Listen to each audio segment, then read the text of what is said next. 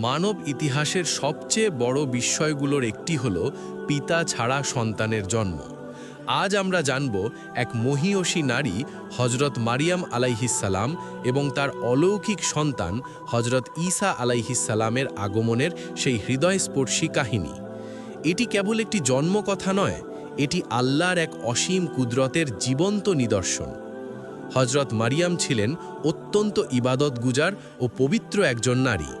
তিনি জেরুজালেমের এক নির্জন কক্ষে আল্লাহর ইবাদতে মগ্ন থাকতেন।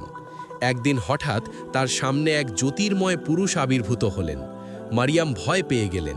তিনি জানতেন না যে এটি স্বয়ং ফেরেশতা জিবরাইল আলাইহিসসালাম। জিবরাইল আলাইহিসসালাম তাকে সুসংবাদ দিলেন, আমি আপনার রবের পক্ষ থেকে এসেছি আপনাকে এক পবিত্র পুত্র সন্তান দান করার জন্য।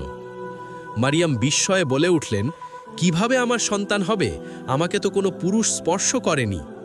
জিবরাইল আলাইহিসসালাম উত্তর দিলেন, আপনার রবের কাছে এটি খুবই সহজ। তিনি যখন কিছু করার সিদ্ধান্ত নেন তখন কেবল বলেন হও, আর অমনি তা হয়ে যায়। আল্লাহর কুদরতে মারিয়াম গর্ভবতী হলেন। লোকলজ্জার ভয়ে তিনি শহর ছেড়ে এক নির্জন স্থানে চলে গেলেন।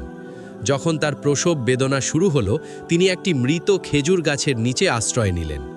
ক্ষুধার্ত ও তৃষ্ণার্ত অবস্থায় তিনি যখন কাতর হয়ে পড়লেন, তখন আল্লাহর পক্ষ থেকে নির্দেশ এলো, হে মারিয়াম, খেজুর গাছের কাণ্ড ধরে নাড়া দাও, তোমার জন্য সুস্বাদু খেজুর ঝরবে, আর তোমার পায়ের নিচ দিয়ে প্রবাহিত হবে শীতল ঝর্ণা।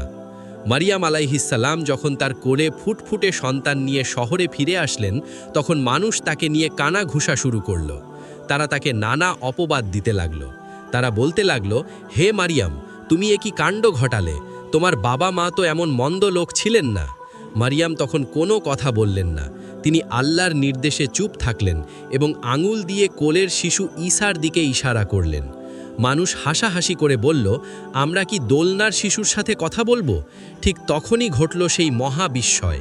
দোলনার শিশু ঈসা মুখ খুললেন। তিনি স্পষ্ট স্বরে বললেন, নিশ্চয়ই আমি আল্লাহর বান্দা।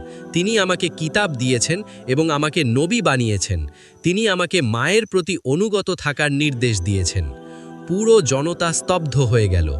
তারা বুঝতে পারল, এই শিশু কোনো সাধারণ মানুষ নয়, বরং এটি খোদ আল্লাহর এক মহান মোজেজা। বন্ধুরা, এই ঈমানদীপ্ত ইতিহাস ভালো লাগলে একটি লাইক দিন। এমন আরও অনুপ্রেরণামূলক গল্প পেতে আমাদের চ্যানেলটি সাবস্ক্রাইব করে বেল আইকনটি চেপে রাখুন। ইসলামের এই আলো ছড়িয়ে দিতে ভিডিওটি শেয়ার করুন। আজ এ পর্যন্তই। আল্লাহ হাফেজ।